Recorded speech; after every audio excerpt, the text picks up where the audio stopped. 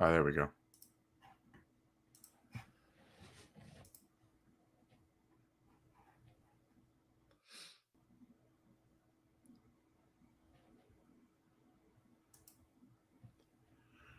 Good afternoon, good evening, good morning. For those of you who are watching live, we are live on Facebook. We are live on YouTube. This is the first time. Well, second time technically, since we just we tried something funny to start the show off, but hey, that blew up because we had no fucking idea what we're doing when it comes to Facebook and YouTube. We're getting there, But pal. Listen, we're getting there. we're working on it. We're trying to bring it to all the masses and trying to get the show out there to everyone we can. But we're still learning, and we'll get there. We'll get there at some point. Definitely keep the comments coming. I'm able to see your comments, whether it's on Facebook or on YouTube. The YouTube channel is Two Guys, One Cup featuring Shawn and Roc. So you can look for us on there. Or like I said, Facebook's cool. So here we are in the dead of fucking summer. It's August 2nd, episode 55. And there is not much fucking going on. Not much going on, man. Well, apparently this has been going on for 7 minutes on Facebook, so that's awesome to see. Yeah. So God only knows what you guys have picked Listen, up on there. We're working through bugs. People understand. We're not professionals. We're trying to do the best we can. So we're working through it. So we'll get better. So yeah, listen. I mean, it's one of those weird off seasons though, and I question whether the team has gotten better. And I go back and forth, and I wrestle back and forth with this, and I just think it comes back to the same answer every time. If their young players don't take the next step, that's essentially where we're going to be. So again, we're waiting for our young players to take that next step, and unless they do, we're going to probably be where we were. But we'll see what happens. I mean, Drury's off seasons have so far, the last two have, in my opinion, have not been good. Some of them have backfired. Having to give up Patrick Nemeth and give up assets. It was his first signing, Right. and that blew up in his face. Extending Ryan Reeves. Now, I've seen it all over Twitter. People are just dying to get rid of this guy. That giving him an extension, that's blown up in his face. Because that guy's not going to play 50 games. He's not going to. Well, I shouldn't say that. He's not going to play 70 games. He's going to play 40, 50 games if everyone's healthy. And his off seasons have not been good. And this off season, I don't know if it's gotten them much better either. He gave a slightly above average center, 7 years, and I don't know. I don't know. I scratched my head. I mean, the team played well last year, so I can't sit here and criticize it. But just kind of reflecting on a lot of things, and you think about it. If Crosby doesn't get hurt, they may not even get out of that first round. Oh, come on. Listen. I'm being. I don't want to be that eternal pessimist, but I'm not going to be the eternal optimist either to say that. This team played phenomenal. They deserve to win. They got lucky. And listen, in the playoffs, Sean, you need to get lucky. You do. They were fortunate to play a second and third string goalie in the first round. They were fortunate to play a second string goalie. And Ronta was not good in game 6 and 7. And listen, they played well against Tampa in the first two games, and then Tampa shoved it up their ass because they didn't know how to put teams away. So my question is the team gotten better? And we're not going to know. We're not going to know. We're not going to know until the season starts, and we'll see who gets better or not. I don't know. You just painted the broadest stroke possible to start a show. That was a 6 mile wide 6 mile wide paintbrush. You just went straight across. Know what it is when there's nothing else to talk about, you kind of have to elaborate on things and try to just throw shit out there and see what happens. I hear you. Listen, I've not been happy with Drury's off season. I wasn't happy with his last off season, but again, goes back to results. The team played well last year. Right. So it is what it is at this point. More A lot importantly, of it. what jersey we got going on tonight? So this is my 2004 Mark Messier's last All-Star game. Nice. So this is Mark Messier's last All-Star game jersey. I have not worn this in, probably 15 years. So I said, let's start off. We're going to do the jersey thing. We're going to wear a different jersey every show. At least we're going to try. And I figured I'd kick it off with a really obscure one that I haven't worn in a while. It's a rep, nothing fancy, but I got, Messi was one of my favorite players, so I figured we'll kick it off with him and start it off sort of strong. Can't go wrong there. What do you got? Just to please the Rock, I went with 21. Went with the old Derek Stepan. I was going to go Howden just to tweak some people, but I would have been more impressed if it was a David Shaw jersey or 21. But no, Stefan. Everyone knows how I feel about him. Seems like funny. A lot of people that wore 21 in the recent future, I've not been a fan of, well, except for I guess Goodrow now. But what's funny is I was going to wear Rick Nash just because my love of Rick Nash is what made you hit me up to do a podcast in the first place. Yeah, but you're absolutely right. But I'm absolutely right. I'm sitting here. I'm like, this is episode 55. We're only 6 episodes away from 61, so you know which jersey I'll be wearing for episode 61. Yeah. No, listen, I hear you. That's for damn sure. And so this is obviously our Ryan Lindgren episode. Yes. Our David Lifferton and our Marty McSorley. He wore that very, very briefly. McSorley wore 55 and I think 33. He was 36. I thought it was 36. 36? I might be right. Might have been 33. I thought it was 36, but it doesn't matter. Let's acknowledge the people that are watching live, which we appreciate. Mike Berman, Jared Brett, Mike Pappas, Kana, thanks for joining. Joe Garcia, Nick. I'm not going to even try and pronounce your last name, Nick. I apologize. Sean Frank. So we got a few people on. So thanks for joining us, guys. Appreciate it. Again, also we are on YouTube. If you guys want to check that out, it looks like we got 1 view on YouTube. So there we go. We have our first YouTube view. I think that's probably Sean McCaff. He asked me if we were going to be on YouTube. Oh, okay. That's probably him. So Brian Attard. Welcome, Brian Attard. I'm glad you're a huge fan of this development. Brian, if you know anybody who wants to produce the show, let us know. Oh, yeah, dude. His production. We need to put Brian on the payroll. Yes, his production on his show, Blue Truth. When you're done, it's a great podcast. Definitely listen to his. Yeah, his production's incredible, and we need to pick his brain and figure out how he does all that fun stuff. But it's incredible. It's all high def. It's amazing. So great job, Brian. It's like doing a Ranger podcast, but also having Newsmax on at the same time. Yeah, it's amazing. It's amazing. It's amazing. The pictures he finds. He probably does a lot of pre-production stuff. So, like, we don't do pre-production stuff, dude. We're on here we do pre-production meetings and we talk all day. So that's our pre-production. We are on here at least 30 seconds before we go live every time. I don't want to hear lack of pre-production. Well, no, to be fair, tonight was a very quick. Usually you and I talk for at least 5-10 minutes and we talk about what we're going to talk about. But tonight we're like, let's just get it going. We're just anxious to get going, so we're excited. And so another new kind of Rangers news, and I'm celebrating it here in case anyone hasn't already. I was waiting to see if anyone would make the comment, since this is only the second time that I'm on camera here for you guys. Hair? Yeah, I went with the David Quinn coif today. I went pure David Quinn coif to celebrate David Quinn getting the job with the San Jose Sharks. You know what, though? Good for him, man. I mean, people want to kick him. And I want to talk about D'Angelo. That was great. I want to talk about that later on. Again, we've said it a million times. Got 5-6 guys had career years under David Quinn. Right. So no lie.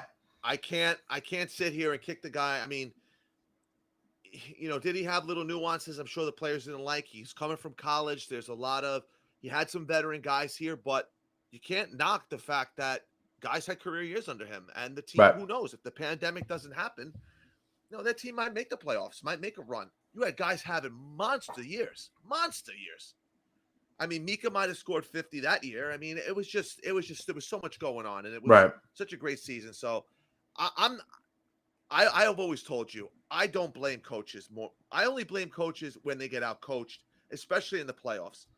But sometimes I always feel like it's the GM to me that really puts the blueprint on the team. You can only coach the talent you have. And I believe in sometimes, hand. I think there has to be a lot of communication because while I don't think it's always the best policy to just have the GM acquiesce to what the coach wants, it also shouldn't be to where the coach has to acquiesce to what the GM throws out there. There needs to be, continuity, from the front office. Listen, there was no continuity from the front office in '94, and that's the only time we won a fucking cup in the last 81 years. But Neil Smith did acquiesce to Keenan and get him what he wanted against what he felt was right. Trading. Neil Smith didn't want to trade Monte for 2 third liners, but it was what Keenan wanted, and he trusted him, and it worked. But well, I mean, it's what you need to win a right, championship, and sometimes too much skill. Like I question right now, does our third line have maybe too much skill going into next season, opposed to maybe getting. But again, we're semantics. yeah. We have to see who actually I got to comes see through camp. from next season. I got to see camp. I got to see what Cooley brings. I got to see what Othman brings. Whether either of those guys have any chance of making the roster, Yeah, because you got to figure Lafreniere on the first line right wing is just it cemented. That's not going to change. So either Kako or Kravtsov's going to play on the third line. One of those two will be there, 100%. and Heedle's going to be there. So you're going to have 2 skilled players that are 6'2" and over on your on your third line that can score. So are you going to pair them with a Goudreau on the left side to be the defensively responsible person, or does Cooley or Othman have just a dynamite camp to where you're willing to do that? Yeah. Well, you're not going to put either of those guys on the fourth line. They won't make the team. I 100% agree with you. I just don't see them. I mean, based off what we've seen from Gallant, he didn't like the kid line, which to me made no sense. I mean, I watched a lot of games. I went back and watched a lot of games just to kind of get, because what, sometimes like when you're in the heat of a playoff series, especially if you're there live, or sometimes you kind of miss things. You miss little things because your heart's in your throat pretty much the entire game, and Right. a lot of times you miss stuff.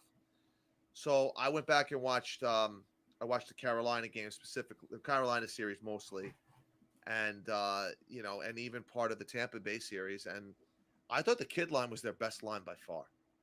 And for whatever reason, he didn't like some of the stuff that went on. I don't understand it. I didn't see it. But that's a playoff I can't series. see him putting 3 rookies together. They're not rookies. What are you talking about? 3 young players, excuse me. You know what I mean? Heedle's going into his 5th year already. Yeah, but I don't know. I think he knows what he has with Heedle. Kravtsov to me is, I guess, more of the unknown. But again, he's 23 years old now. So he's not a spring chicken either. He's not throwing 3 18 to 19 and maybe 20-year-olds out there. He's throwing 2 guys out there that are 23 years old with a rookie. So there's 1 rookie there. But this is also regular season. Playoff series. The only different way story. Othman makes this team, Sean, the only way Is if he wins that spot. He has to win it outright. I mean, he needs to have, and I even think he would need to have like remember Matt Gilroy and Brandon Peary's preseasons?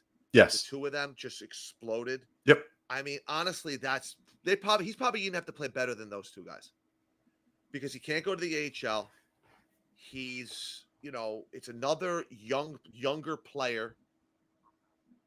And then you got to beat out his 2 favorite players. He's got to have Ryan Reeves and Dryden Hunt in the lineup. But they're different. Those 2 guys have to play. Those are 4th line guys, though. They're 4th line guys. He's not going to. Yeah, but he's not going to play kids on the 4th line. He's made that clear. Sean, I agree with you. But he's made that clear. He's He's played Lafreniere on the 4th line. For what, a game? For a game? He's still done it. For a game. I'm not going there. Dryden Hunt played over Kako in the playoffs. In one game. I understand it's the playoffs, but he still chose a guy who is a terrible finisher. Terrible finisher. I mean, he's playing with Artemi Panarin and he couldn't score. I mean, that's how you know he's not good. So, I don't know. To me, I don't see it. I think those two guys would have to have a horrendous camp for them for Offman to make this team. You're comparing strategy that he used in a playoff in the Eastern Conference Finals compared to what he's going to do in October, November games. He wants to win, Sean. I mean, you build. I understand the regular season is a long series, but you saw how this season went. You saw the start that the Islanders got off to and how they couldn't catch up. He's out to win every game, and if he doesn't think Offman can help him win, there's not going to be any trial period.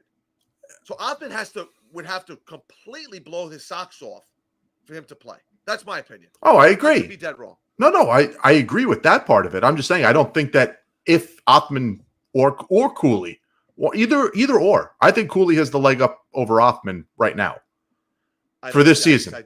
I don't, and I'm going to tell you why. Because Cooley can go to Hartford, and they can stash him down there. That part's fair. To me, Offman is going to get a little bit more of a look, in my opinion, and strictly, obviously I haven't heard anything, but just because he needs to go back, and I think that he's proven everything the kid needs to prove playing in juniors.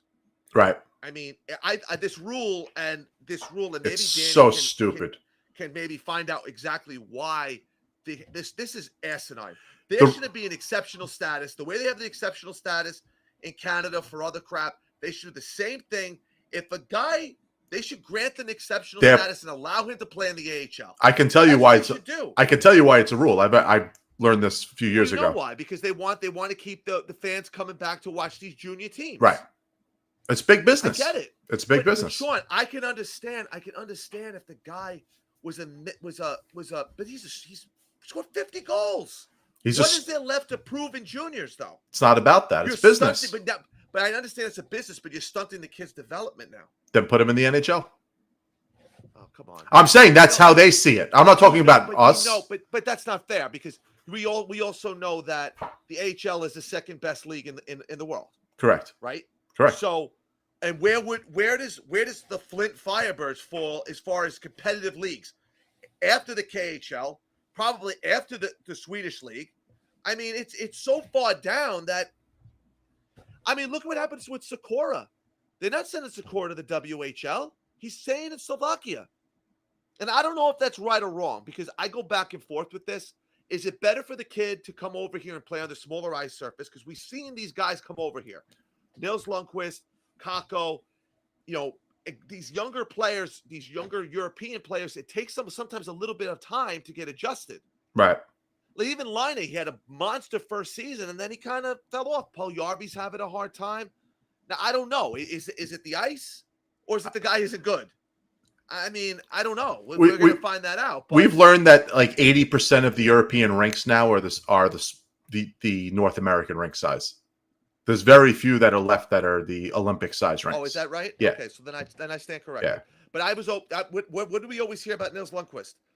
Smaller ice surface. He has less time to make plays and so on and so forth. Same thing with Kakko. That's all we've heard. Is it all they have the bigger ice surface? He has to realize he can't hold on to the puck as long. Same thing with Hedl. I haven't heard that as far as the ice surface. I've heard that just as far as there's just less time and space in the NHL because everyone's fast. No, there's less time and space because the ice surface is smaller. There's better players. Oh, they're going to be on you in in milliseconds as opposed to giving you room. But obviously, when you have a bigger ice surface, you have more time to make plays, especially as a defenseman. So, again, I think there should be a rule where you can grant one or two guys a year exceptional status to be able to play in the AHL. That's just my opinion. Yeah, it'll never happen. I don't mean to disrespect any of our friends from Canada. I love Canada. We're big Canada supporters, but I don't get it. I think it's wasting it. It's stunting a guy's career.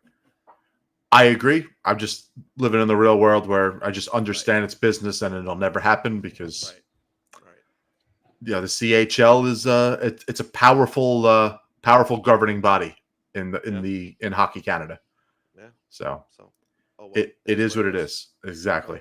As Danny McGillicuddy just hit us up, letting us know he's watching the Holinka Gretzky Cup right now. But the World Juniors starts up soon, and we have several people playing in it. We got Othman, Cooley, and Garand all playing for Canada. Mm-hmm. We have who's playing for USA?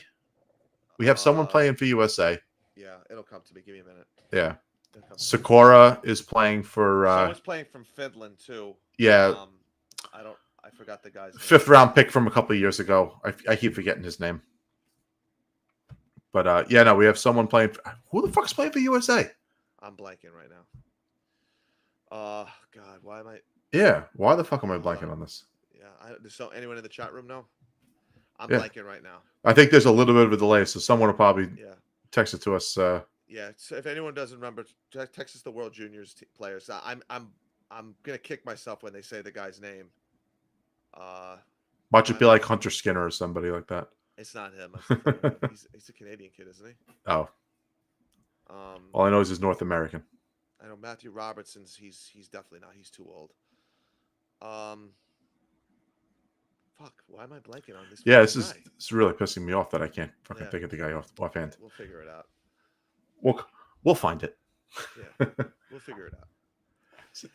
How great was that video I sent to you of what's it called? Don Cherry going over the Lindros. Oh my god. He is. How he was on the air as long as he was is. I mean, he would survive a minute in this. No. In this climate in this world right now. They already want to cancel him. No, Brian, we got Garand. We're trying to figure out who's for Team USA in the World Juniors. Yeah, we got Garand, Othman, and Cooley all playing for Canada. And obviously Sakura, and then there's Jay Grubb. He's not. No, it's not Grubb. He's a Canadian. He's Canadian though. Yeah. Why am I blanking on this freaking guy? And it's it's definitely a fucking obvious person too. That's what's really annoying. Guy. Come on, Danny Mac. Anyway. Yeah, I mean, as far as the Don Cherry thing goes, it's Brett Berard. Brett Berard's. Oh, yeah, I knew it was someone obvious. I couldn't think of it. Oh my god. Yeah. I'll tell you, they're Thank you, Brian. I mean, they're building up a really solid grinding. Yep. They should be able to fill in those grinding roles from within. Yep. Within the next 2 years with these guys. 2-3 seasons. We've needed a Carl Hagelin type guy for a while. I mean, obviously Hagelin was like a speed demon in comparison to, I'm sure, some of these guys, but we need those type of players, and we have to build those guys within, because we see how it's going here.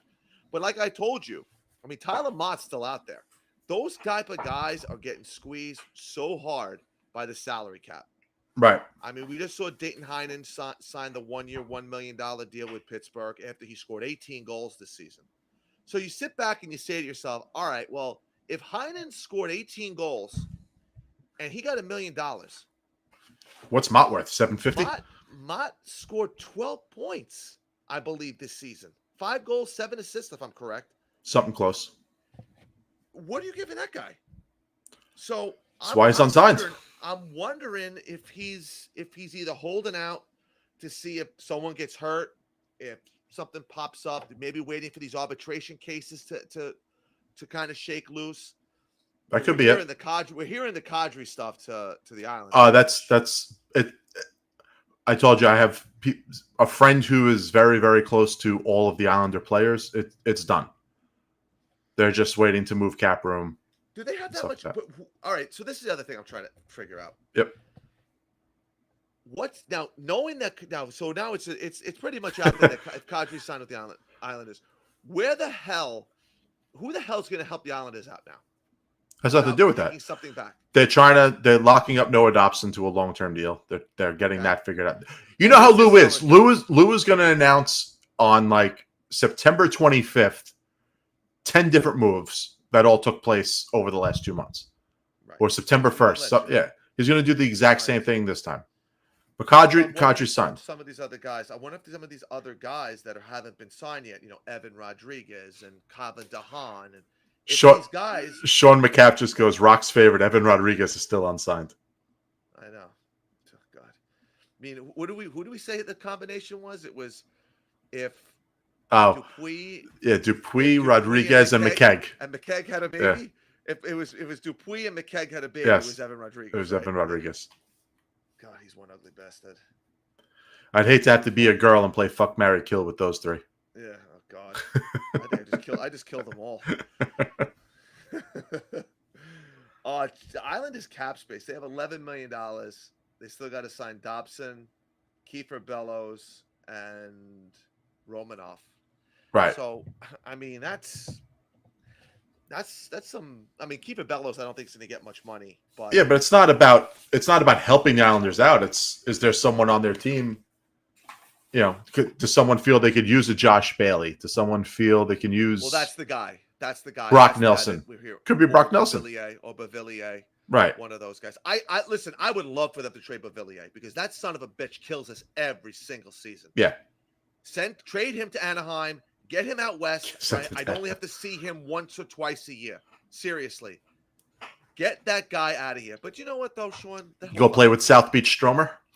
Matt Martin and freaking Casey Tadziki Sauce. I mean, I just can't take that whole team. Just pisses me off, and their fan base is even worse. It's just such an ignorant, like, baby brother type fan base, whiny and complaining.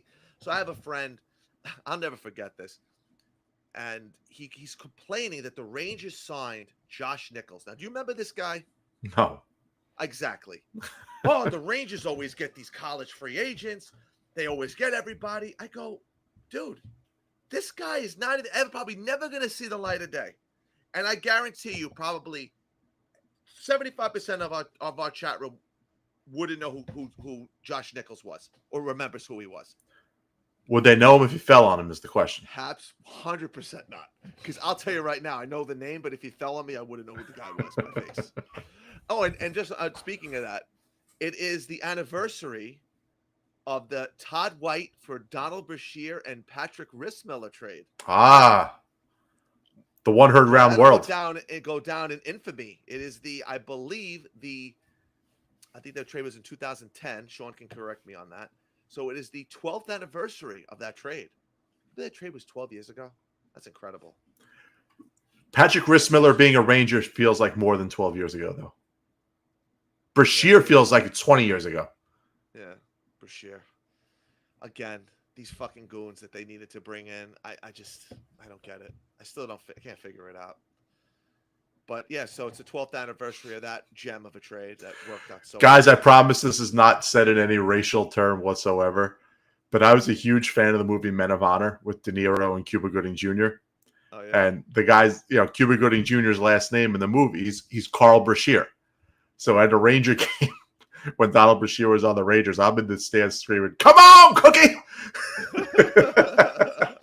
I had 3 people turn around, dying laughing. Another person looking at me like I was using the N-word or something like that. I'm like, no, it's fucking character, last name. Move on. Stop being so goddamn sensitive. I forgot that his last name was Brashear. Yeah. That's funny. Oh, God, I hate it. You got to do a fight, and I'm screaming, "Come on, Cookie!" from the fucking the stands. Refresh my memory. Why did they call him Cookie in that movie? That was just what that. Well, I mean, what's his name? De Niro's character in the movie was extremely racist, and that's just what he called him. Yeah. But he called him it the whole movie. Yeah. Like even when they became friends at the end, and he helped him fucking stand up against the Navy, and take. I want my 12 steps. Great. If you have never seen Men of Honor, some of you guys are too young. If you've never seen Men of Honor, great fucking movie. Great movie. But obviously, not to be made mistaken with Man of Honor, which is with they believe it with Patrick Dempsey. It's a chick flick. So we want to make sure that those two movies don't get confused. No. Yeah. So that's your movie topic for the night. Yeah. Every episode we have to talk about at least one movie. So there's your movie for the night. And all of our mob guys dying off. Oh my God! What the hell's going on with that? God has just gone on a whacking spree. And listen, we always jump around, but we're really jumping around hard tonight. It's August. It's the off season, so everyone, if there's something you want to talk about in the chat, we're more willing to to bring it up if there's something you want to talk about. Adam Herman said that Robert De Niro stole Cuba Gooding's puck. Nice, Sean. God. Nice, Sean. Oh God, that guy. Did he pop out of his bunker yet? The Hermanite? Yeah, did he pop out of his bunker? I haven't seen him anywhere. That guy I blocked him. Post a thing ever again. I blocked him 5 years ago, so I don't know. I mean, after doing that, after essentially seriously character assassinating Anthony D'Angelo, based off of nothing. Oh, so let's talk about that interview. Yeah, go. So there was an interview. Was it Cam Jansen and Cam and Strick podcast? I'll tell you something. Excellent podcast. They hammered him too, and they didn't let him off. They didn't let him off, especially Cam Jansen. He called him an idiot. He called him an idiot several times. Come on, like, you're an idiot. He said several times, dude. You can't fight. You can't show up your goalie. You can't fight with your goalie after a game. Right. And he told him straight out, and I agree with him. And with the ref, you can't do. Sean, you can't do that to any teammate. Right. But he also. I remember a game. Nils Ekman, you remember him? He was traded. We got him in the Adam Graves trade when we traded Adam Graves to San Jose. Okay. And I believe it was a preseason game, and I could be wrong. One of the defensemen tried to pass the puck up, overshot him, and Nils Ekman threw his hands up in the air. Well, needless to say, you never saw him again. I don't think he ever played for the Rangers. If he did, it was very, very brief. Right. But you can't do that. You can't show up a player on your team. You can't do it. It's wrong. In fairness, he didn't show him up on the ice. They were already in the tunnel. Words are said. But he said something to him on the ice. Am I wrong? Skated past him and said something. Nothing we've never seen before. Derek Stepan skating out to Hank during game 5 against Pittsburgh, tell him to calm the hell down. And then he was traded that offseason. Right, but did you consider that showing him up, or is that just two teammates? No, he was telling him to relax. Right. I mean, to me, that's a big difference than pretty much crucifying a guy for letting up a shitty goal in overtime. I don't think it was the goal he was ever crucifying him for. Remember, D'Angelo went to play the puck behind the net. That's what it was. And Georgiev got in his way and took the puck from him. It's a still shit goal. Yeah, but I think it was more the fact, like, stay in your fucking net and let me do my job type of thing. Right. And D'Angelo was honest, like he said. He liked Quinn. He liked Quinn, but he didn't like a lot of his what was the word he used? I don't want to misquote him. Oh God, do you remember? They philosophically didn't see eye to eye. That's what it was. Thank you. I appreciate that. Philosophically, they didn't see eye to eye as the way as on the hockey basis. Off the ice, he loved him. They said he was great. He was honest, great communicator. Same with Gorton. He had nothing but good things to say about John Davidson. He had nothing but good things to say about Gorton. He said he understood what was going on. And also the one thing we learned was that he was already having conversations with Gorton during the offseason that a trade may be good for both sides. So there was already talks between D'Angelo's camp and the Rangers. I guess because they also knew Adam Fox was here. Trouba was here. I think, and he knew he was going to be an RFA. He knew the writing was on the wall that his future here, despite how well he played, it wasn't going to be long, and that it wasn't a fit with Quinn to begin with. So there had already been talks about that, and I'm sure those were during the same conversations where Gorton was telling him, stay the fuck off of social media already. But Sean, this is what I don't understand, and I get that part. D'Angelo was coming off a career season. Yes. And nobody wanted to trade for him? We don't know that the Rangers tried trading him. We don't know that. Well, I understand that, but I mean, the season before they took him all the way to September. They made him sign that his qualifying offer essentially. He signed for $850 or something like that. You didn't hear that whole offseason they were trying to trade Strome and D'Angelo? They were trying to trade both of those guys. I never heard that. I never heard they were trying to trade. They just signed them. They signed him because they couldn't. They signed him because nobody wanted to give him anything of value for him. We're talking about they signed him for $4.5 million, 2 years. No, they paid him for five point something million for 2 years. Okay, so I'm saying they paid him. No, but I honestly believe they were trying to trade him. No, then they wouldn't have signed him for that much money. They could have held his feet to the fire. Why would you sign him for that type of money if you knew Fox and Trouba were going to? He just came off of a huge season, and then you didn't have to pay. You didn't have to pay Fox for 2 more years. Going to trying to trade him. Well, think about it. The 2 years that they were paying D'Angelo were the 2 years left on Fox's ELC. Okay. So they didn't have to pay Fox anything. Fine. Let's leave it there for a second. So now the problems he had with they put him on waivers. Any team could have picked him up, and nobody did. And then nobody. Wanted to trade for him. You're talking about after the dirt was aired. Wait. Yeah. Let me give you the chronological order. Yes. They tried trading him that offseason. I don't think so. I'm going to look it up. I'm almost positive. I promised somebody. I'm going to try to find the article where they. Sure. I'm positive Larry Brooks said they were trying to trade him and Strome, and they just winded up settling on a bridge contract. They wouldn't sign him long term. They just signed him into a bridge contract. I can't imagine they were trying to trade a defenseman who had 60 points in 70 games, who was a pending RFA that they just signed. If you know, why are you trying to trade that? Not for the team, because you know long term he's not going to be playing on your team. I think there were rumblings before that they were having problems with him. They didn't like the fact that he was on Twitter. They didn't like the fact that he was being political on Twitter, and all that stuff is all common knowledge. They didn't like it. That Gordon had a swear jar for him. But that started after. Used to find him. This was during COVID. That started after he was resigned. It wasn't before he was resigned. Sean, it was during that season before. Because it was only 1 year in between. It doesn't matter. We'll agree to disagree. All I know is Gordon walked past D'Angelo and said, "Do you owe me any money?" Meaning, did he fuck up or did he say something that he wasn't supposed to say? Gordon essentially had a swear jar for him. Right. And he said that in his interview. So my thing is like, how is a guy that talented and you can't trade him? Because he had a fight with his goaltender on the ice? I mean, you don't play, that doesn't happen. Keith Primo, who did he fight in practice? No, the Rangers took his trade value and flushed it down the toilet by waiving him. Because then no one's going to touch him at that point. Why though? Because why is the team waiving somebody? Why are you waiving a talented player? They know that it's obviously whatever's under the table is worse than what's on top of the table. Which leads me to believe again that they tried trading him. Because tell me, then why wouldn't you hold on to him and then trade him then? Because they why felt. Why you just tell him to go away and then trade him then? That doesn't make sense to me. It doesn't make sense. That's why I feel that they fucked it up. And that's all Tony was saying.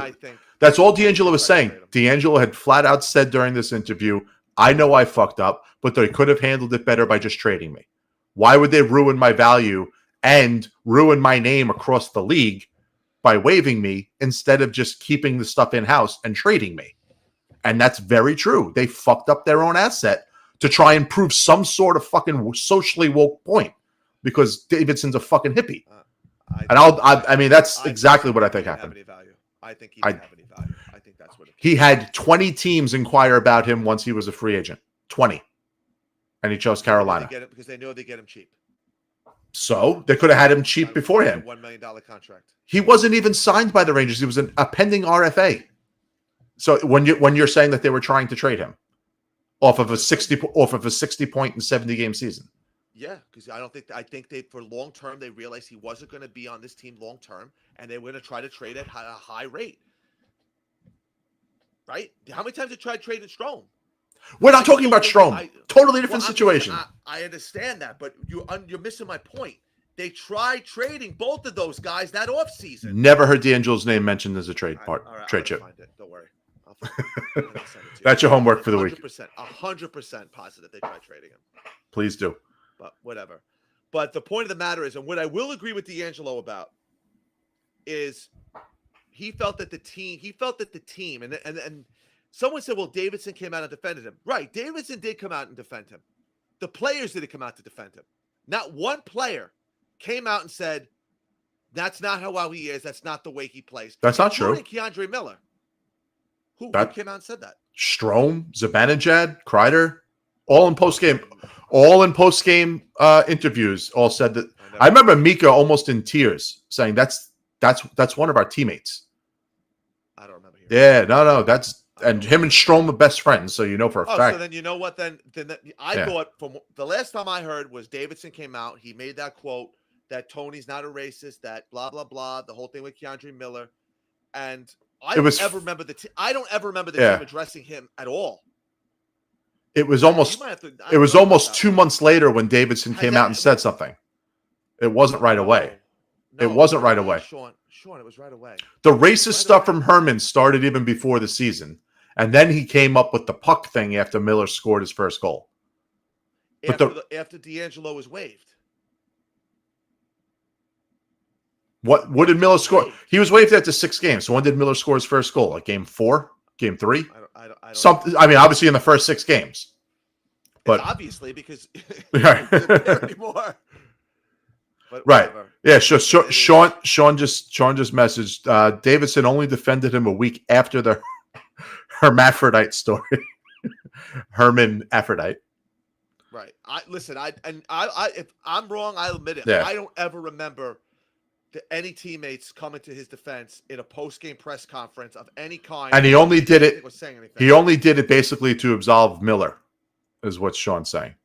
So there you go. He didn't want Miller's name keep being thrown out there. Well, why couldn't Miller have said something?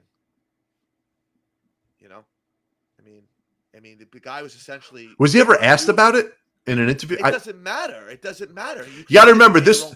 This was also the one year where Miller was a rookie too, and the media was not allowed. No one was allowed in the locker room to talk to people, so it was literally whoever was just put in front of the microphone were the only interviews you got. I don't know. And Miller, being a rookie, didn't have any relationship with any of the beat writers, prior to COVID. So it's a little bit of a weird year as far as that goes. Right. So that's probably part of it too. But I don't remember it being addressed. I think he was more pissed off at the organization. He definitely wasn't pissed off at his teammates. So I didn't get that. Yeah. When I listened to it, that's not how I took it. I took it as the team didn't meaning when he said the team, I assumed the players didn't stick up. No, as you think about it, you just listen to the way he talks. It's the boys or the team. So the boys meaning his teammates, the team meaning the organization. Listen, he had glowing things to say about all these people as human beings. He just vehemently disagreed with the way that the situation was handled. He just felt, why waive me when you could have just traded me? They didn't. It wasn't like they tried to trade him for a week or a month or anything. The Georgiev thing happened. He was waived the next day. So there was to believe something else happened. 1 and 2. He didn't have any trade value, Sean. I don't buy it for a second. Okay, so don't buy it for a second. You're really telling me the Rangers brass is that fucking stupid? Yes. That dumb? Yes. Completely destroy an asset. And they're all fired. So that's why. That's why. So that's why they got fired. It's a part. Management. It's a part of it. Or asset management. Listen. I'm not going to sit here and disagree with you. Their asset management over the last 10 years has been horrible. Horrible. Listen, Gorton felt himself. Gorton told him, you're on your last straw. The Georgiev thing happened, and he felt he needed to act because otherwise I'm going back on my word. That's what he said on the same when Gorton did the interview with Cam and Strick, right after he was fired by the Rangers. Right. He said that was the reason.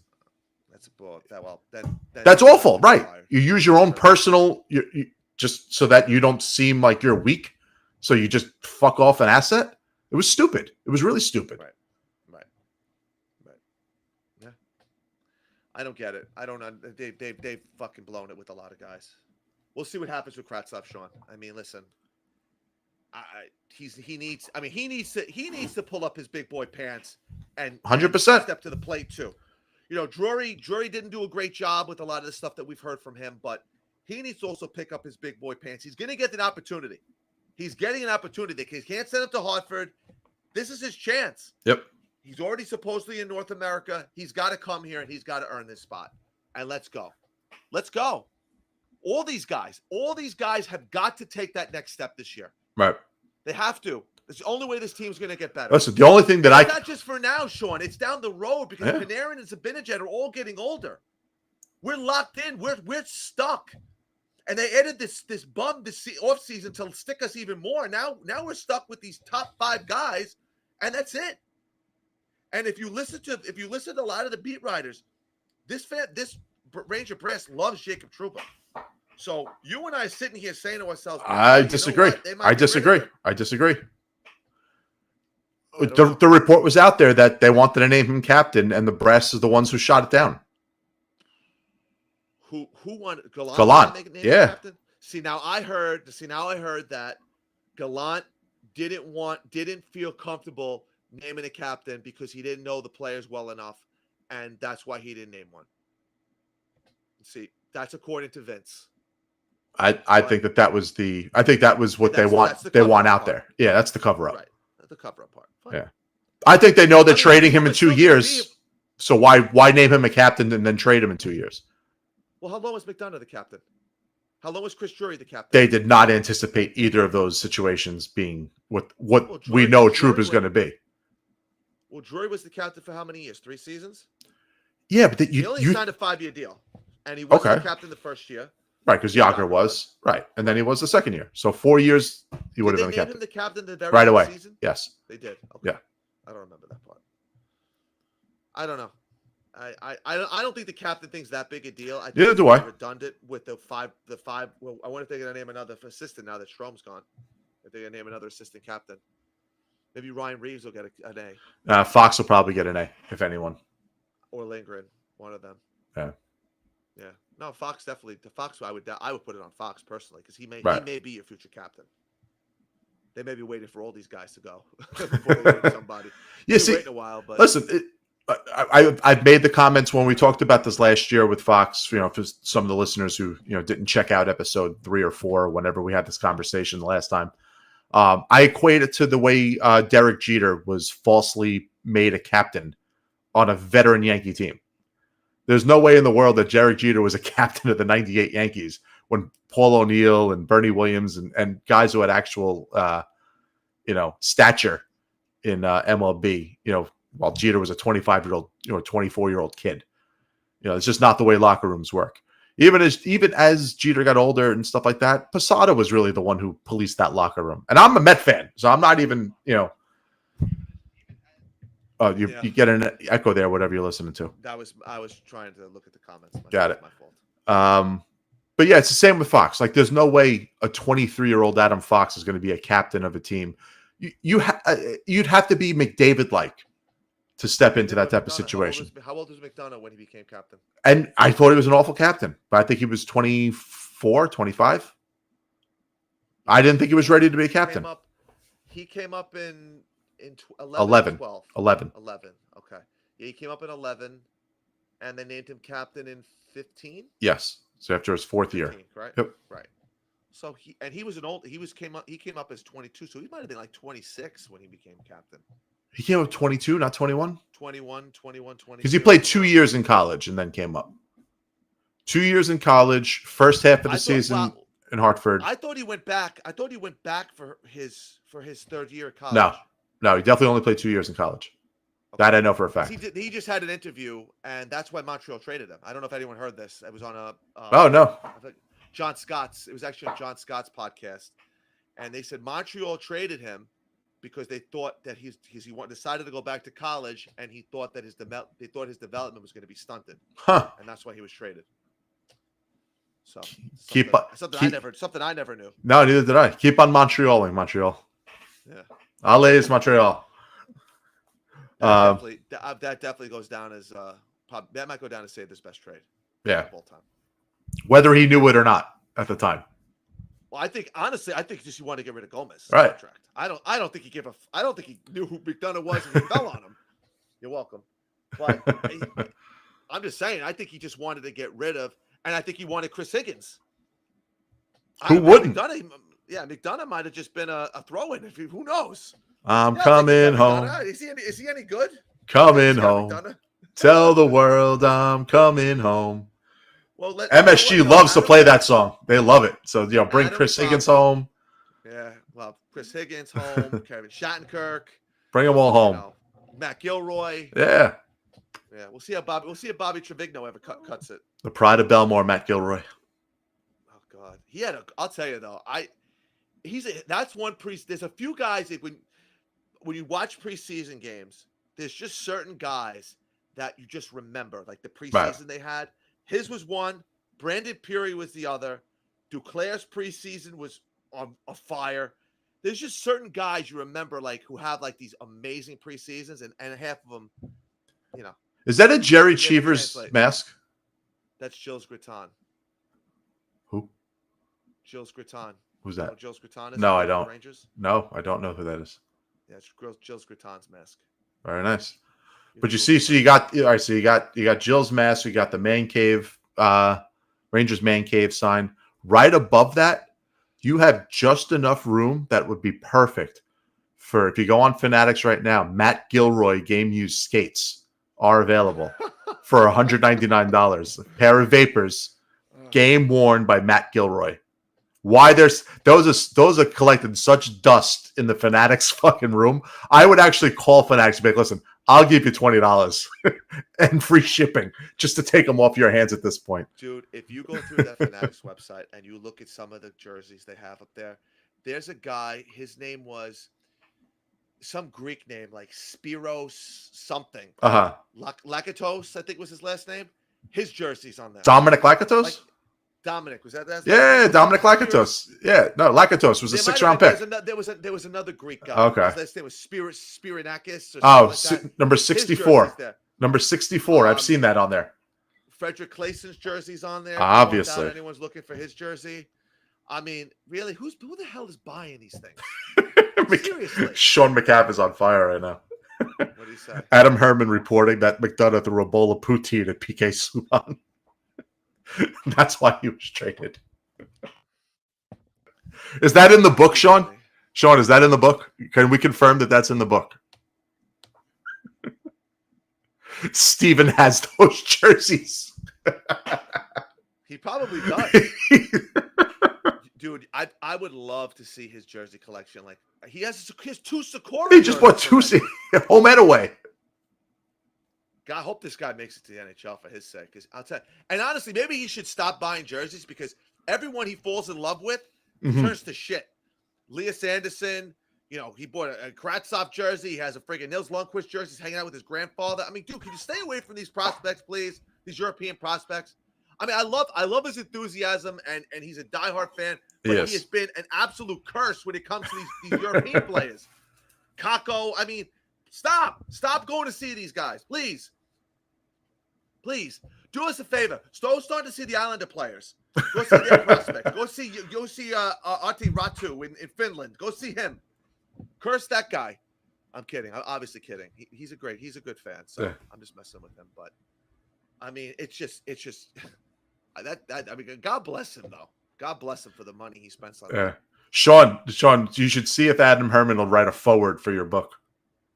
Oh God. Well, he wants to sell books, Sean. He doesn't want to freaking lose money.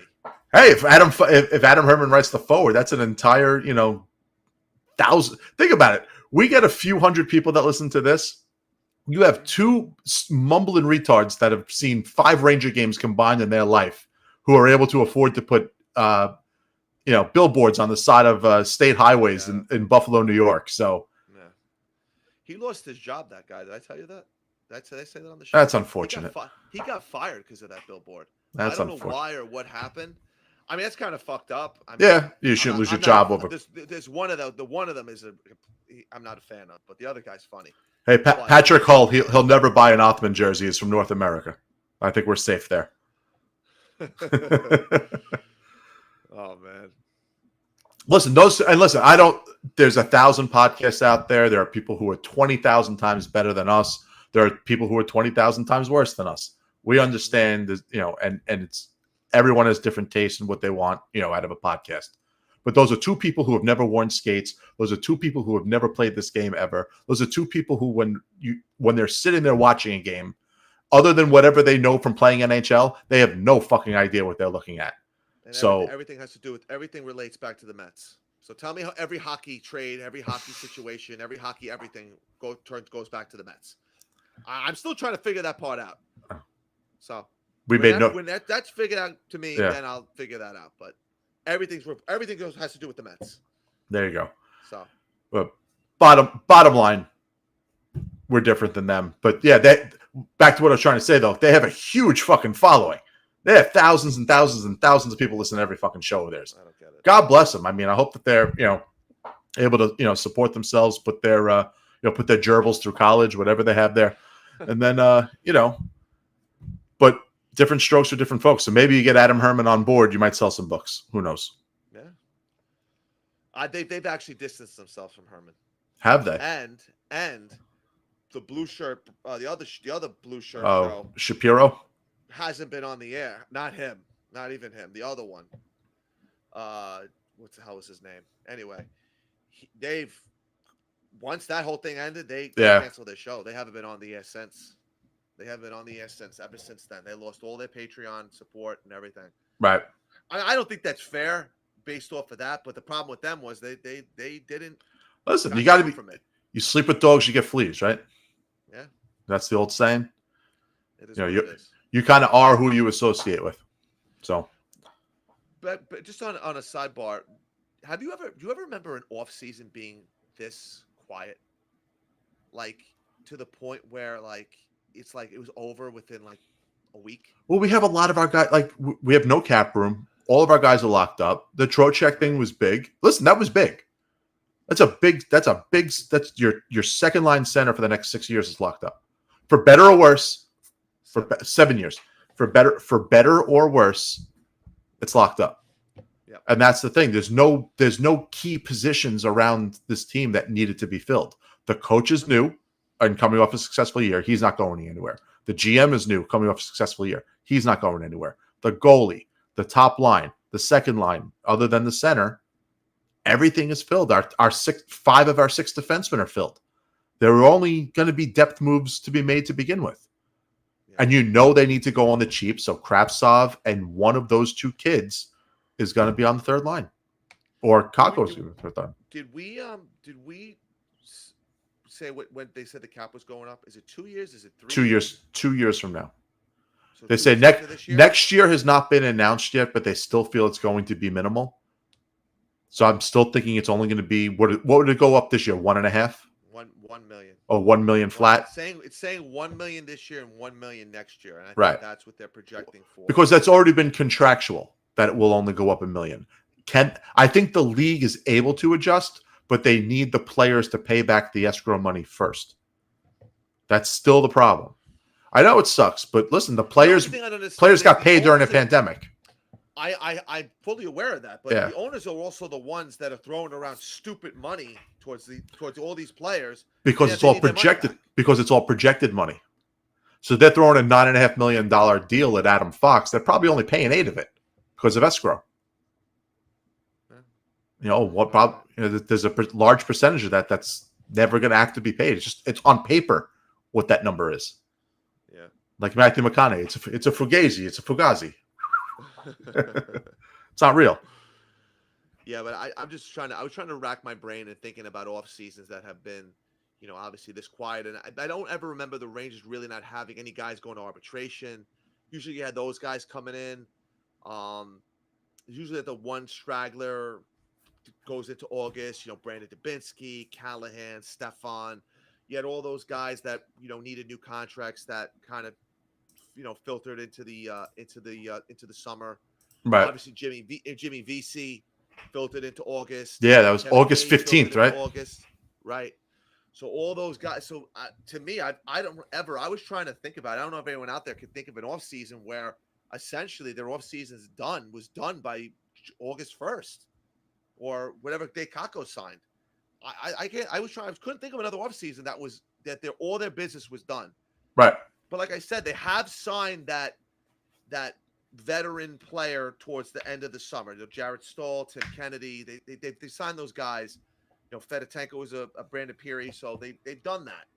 Right. Will they do that? I think they're going to probably go more of the invite route than actually bring in another contract. They could go Mott. If he's willing to take less than $1 million, Mott might be willing to sign for $1 million. I still think $950. I still need to move Reeves or Hunt to get him to come here. I just don't think you have a roster spot. I think he takes a roster spot over Hunt. Hunt sat most of the playoffs. So Hunt sat, but you're going to have to send – you're only going to be able to carry 22 guys. You can't carry the max because you want to be able to have – So it'll be 13 forwards and 7D and 2 goalies. So it's standard. It's 22 guys. Who are your 13 forwards? You're going to have one of the kids, and Hunt is probably the 13th forward. So Mika. Well, if you sign Mott, then one of the kids is not going to make the team, and Goudreau is going to be your third wing, your third line left wing, who will probably take the faceoffs for Hedel, and then you'll have Mott, Reeves, and Carpenter. Carpenter on your fourth line with Hunt as Hunt's a perfect 13th forward because he could play in the top 6 if you need it. Oh, I keep forgetting Blay. That's right. That's what I'm saying. That's true. There might not be room. There might not be room. I mean, like I said, unless you get rid of Reeves, I just can't see it happening. No, you're right. I totally forgot about Sammy Blay. It's a shame. It's a shame. So Blay's probably going to play on the third line then. He might. Yeah. He's going to probably be the third line left wing. He should.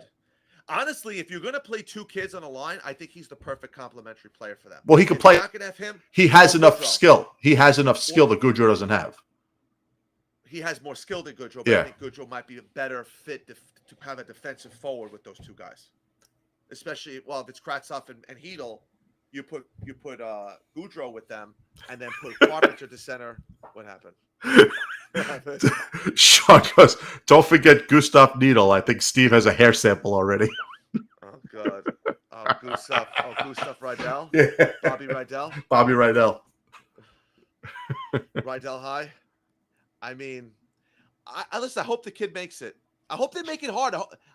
Sean, this is going to be a very fun preseason for us. Yeah. We're going to have a lot to talk about. Normally, preseason is very blah, very boring. It's going to be fun. We're going to see a lot of young players coming in, fighting for positions. I mean, guys that have some time now. So you're going to see some guys with some time try to make a name for themselves. Then you got the guy, obviously the guy Rydell. I'm looking forward to seeing what he has. Yeah. And, we're going to see. It's going to be fun. And Micheletti's going to get us every, 18 and 19-year-olds body fat percentage, their BMI. We'll find out the BMI within preseason's when you get this type of information. So that's important. He lost 2 or 3 pounds in the offseason. Yeah. Usually that's what he says. It's always an odd number. It's always an odd number. 3 pounds, 7 pounds, 5 pounds. Phenomenal shape, great stick. Those are always the 2 things we get from Joe Micheletti. Good speed. Yeah. Oh, God. Solid. We could talk about that for an hour. Solid. The other one, my favorite one is Maloney, where everyone plays an honest game. Everyone's honest. You know what, though? It's such a Canadian term. It's great. I love Dave for 2 reasons. He speaks his mind. He doesn't hold anything back. And he was a Ranger. He was a captain. He was a captain. It wasn't just a Ranger. He went to a cup final. Weeks was a Ranger. Weeks played for the team for 2 years as a backup to Henrik Lundqvist. He was a Ranger, though. Maloney was a captain. Like, Maloney, that's a big fucking deal. And Sean, honestly, I would take Kevin Weeks over Joe Micheletti in a heartbeat. Oh, I mean, it's not even close. For multiple reasons. Yeah. And not only because he's a Ranger. I'll tell you, Kevin Weeks, let me tell you something. He has really created a really nice niche for himself. He really has. He's honestly taken social media and reporting to a totally new level. Yep. I really wish he worked for the Rangers. I really do. They missed the boat on that. They missed the boat on that. Charisma. Yep. He's so articulate. He's very knowledgeable. It's genuine, though. It's genuine. It's not fake. Right. It's not on. I've met him, I got to say, at least 6 times in the Delta Club, to where he's remembered my name when I go to say hi to him. Dude. I've reached out to him. I have. When we first started the show, I reached out to him like 6 times. He's with ESPN. I don't know how he's able to do it. There's one guy who tweets at him publicly every single day and put out a meme of him breaking news story. Like, this is my 126th straight day of trying to get Kevin Weeks to come on the podcast. And Weeks laughed at it and said, DM me, we'll figure something out. But literally the guy, 126 straight days was reaching out to him. Twice. You have to. Twice a day. I'm sorry. I don't have that in me. You got to be like Andy Dufresne, dude. That's the only way we're gonna get here. I don't have it in me. I'm gonna write 2 letters a day. Yeah. So now you're gonna write him 2 DMs a day. Sorry, guys. Up this guy. Sorry, guys.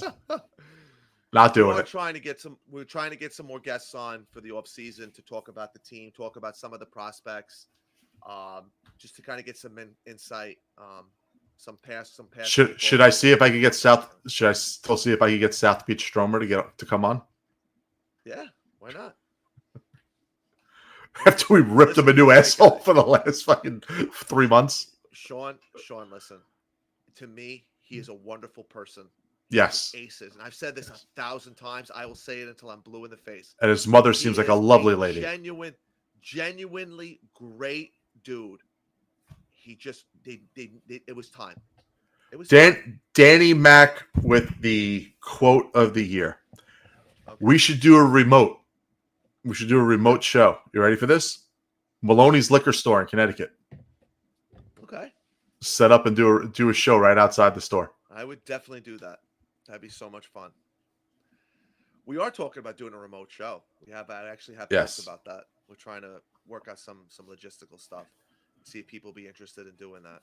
I don't know if, truthfully, my biggest fear is our equipment. I don't know if my microphone will work because it's a double-sided one. So if we're at some place, it's going to pick up all the noise from the other side of me also. Yeah.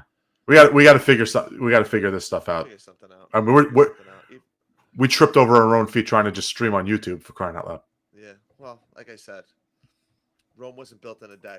No. We figured out to do the live podcast. We had some glitches when that first went down. Yep. So now we're trying to get to that next level. Here we are. Yeah, trying. We're definitely trying. Anything else you see come out? Anything else interest you? Let me ask you a question. What do you think about the Klingberg thing? 1 year, $7 million with Anaheim. Yeah. Did that surprise you? Yes and no. So how did his stop? I haven't followed him as closely, but John Klingberg was like one of these guys who is perennially mentioned like in a Norris Trophy consideration every year. Yeah. You know, is one of the premier power play quarterbacks, one of the premier offensive defensemen in the league. What happened? Because, I mean, just looking at his stats from last year, they were fine. What do you have, 50 points in 70 games? 75 games? I honestly think, Sean, there wasn't enough, what's the word I'm looking for? There weren't enough chairs at the dance. What's the expression? There just wasn't enough opportunities out there for him. And I think that other teams moved on, and maybe his number was too high, and other teams just moved on. Plain and simple. And I don't know. They were talking about this on NHL Network where they said he's in the perfect situation for him to where he was the best defenseman available. Yes. He was the best UFA defenseman available. He was the best UFA defenseman available. Right. But he wanted, I think, 7x7. And I don't think any teams were biting on it. Which I don't get when you see what all these other defensemen are getting. That he's on that level with. You got to tell me Dougie Hamilton's better than him? Well, what about Eric Gabranson? I understand Gabranson only got 4 years at $4 million, but totally different player. I know, but Sean, that's stupid money for not a good defenseman. He's not good. They feel he's going to protect. First of all, Gudbranson coming over. Shit with the fucking protecting bullshit. You make it sound like it's the goddamn 80s. They got to get to the floor anyway. They got to get to the floor. They're all kids in Ottawa. They should have signed Klingberg then. Carolina. What was it? Columbus. Ottawa. No, talk about Ottawa. Columbus signed. Oh, Columbus. I mean, Columbus. Yeah. But he's the one who brought Gaudreau. That, truthfully. And you see they traded Oliver Bjorkstrand for a second and a third round pick?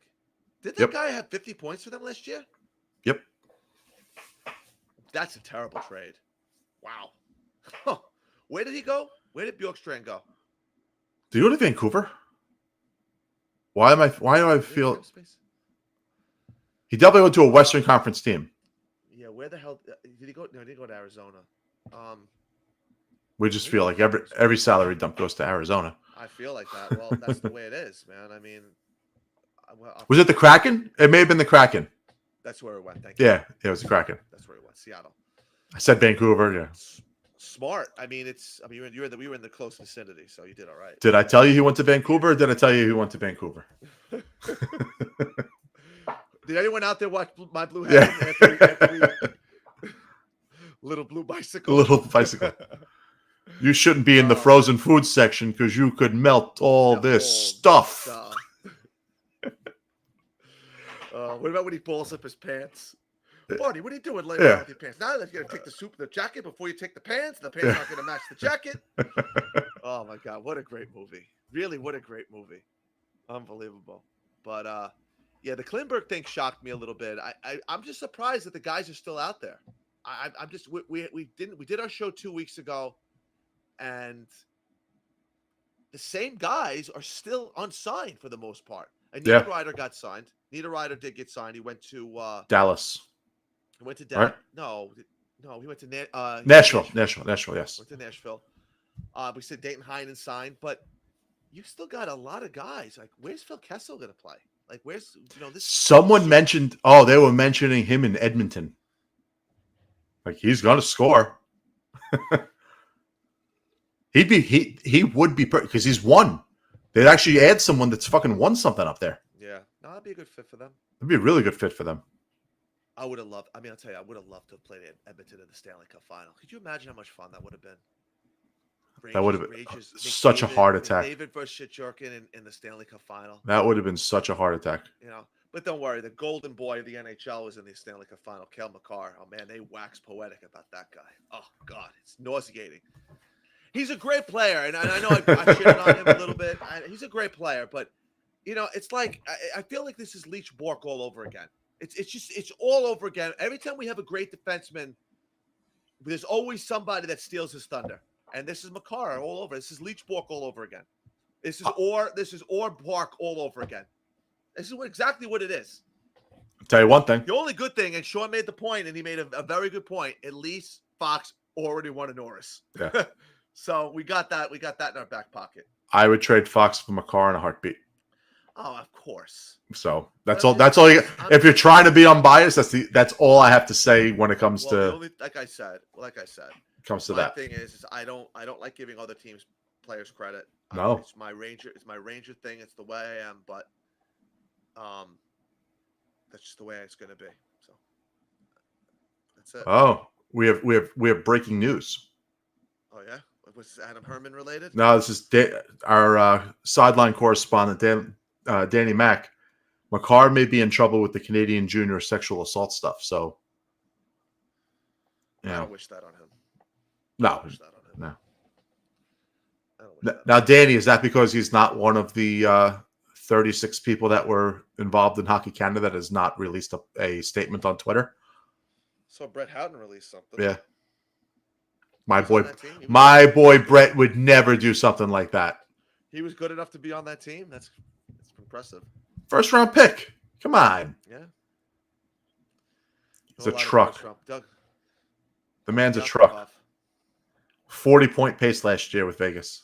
No, playing it's funny. Fourth line minutes. Don't ask me why. So we our last show when we were talking about draft picks, we were talking about the Daig draft and everything else. Right. I was thinking about you think about these guys that go first overall, right? They're supposed to be can't miss, studs.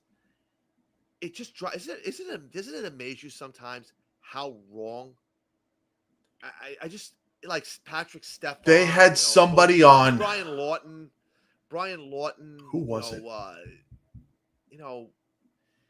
It hasn't happened a ton, but I mean, Yakupov is someone's on one of the shows. Someone was talking about him. Yeah, I'm trying to think of who it was. Like last week, someone was just talking about him. Did you think that he wasn't going to turn out to be?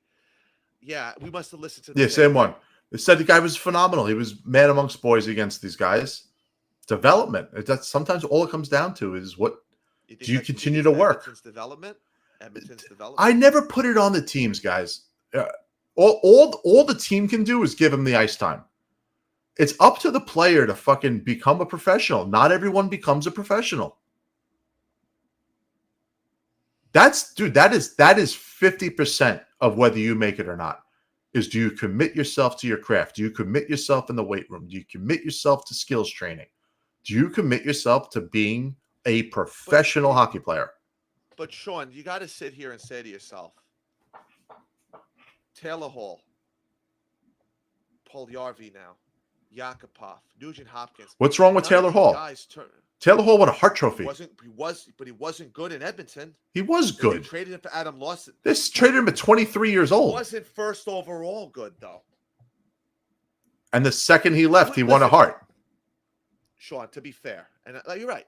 But that's exactly, he left and he won a Hart. He didn't win a Hart. So New Jersey developed him better in a year. I don't know. No. Maybe it's just the way Edmonton. Maybe it's just the way the whole Edmonton market is. Maybe it's just too much for some of these. No, but I'm talking about. We're talking strictly like people like to sit here and criticize the Rangers. Oh, they don't develop their young players. Like 50, it's on the player to become a professional and do what needs to be done to get the most out of their skill set to further their career. It's ice. You're on the ice. That's all the team can do is give you the opportunity to play. It's up to you what you do with it. Phil, I'll put it to you this way. And the guy still may be a Hall of Famer, but Phil Kessel, a young Phil Kessel in Boston, one of the best players I ever saw play hockey. Okay. Skills wise, one of the fast, unbelievable shot, unbelievable hands. If Kessel had committed himself to hockey and do the weight room shit, he could have gone down as one of the greats. I mean, he's still going to have 500 goals. He's still going to have over 1,000 points and all that stuff. He's going to be the Iron Man. Like I said, he's a 2-time Cup winner. He's probably still going to go to the Hall of Fame. But we're saying probably when it should have been undoubtedly going to Hall of Fame. Yeah. He never mentally committed to the sport. He's just that uber fucking talented that he was able to have a career. Someone like Nail Yakupov has all the talent in the world and never committed himself. So how is that on the organization? You can't have the organization put babysitters with these guys. But I agree with you. But think about all the guys that have left Edmonton and have flourished careers. So why did McDavid and Draisaitl turn out to be two of the best players in the sport? Well, probably because they're so good that even Edmonton can't fuck them up. Draisaitl's the third pick. Facetious. Yeah, no, I get it. Facetious. It's just so many. You got to say to yourself when this is it just misses? It's just the way the draft went, where they just misses, or is there something to it? Maybe someone said you get so used to losing after a while that it just becomes part of your routine. All right, don't we consider Taylor Hall to be a loser? He hasn't been in Edmonton in 6 years. We still consider him to be a loser. Yeah, that's just him. That's not Edmonton's fault. Ryan Nugent Hopkins was the first overall pick, similar to the way that what's his name, the Flyers, the same draft. The Flyers stole Patrick, the second pick. Nolan Patrick.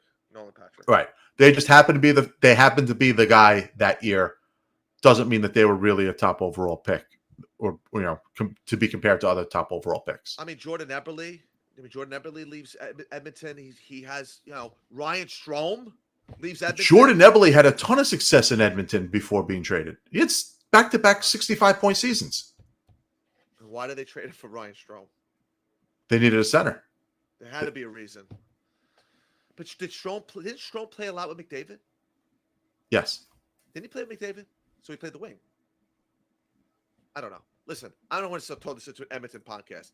Right. I just think when you have that many top picks, and a lot of them don't turn out to be anything. I mean, Nugent Hopkins has turned out to be a solid second, third 2C center. Yeah, it's a solid 2C. That's how he's paid. Guess not every guy's going to turn out to be a superstar. Right. I mean, look at Chris Phillips. He went on to have a 15-year career. Yeah.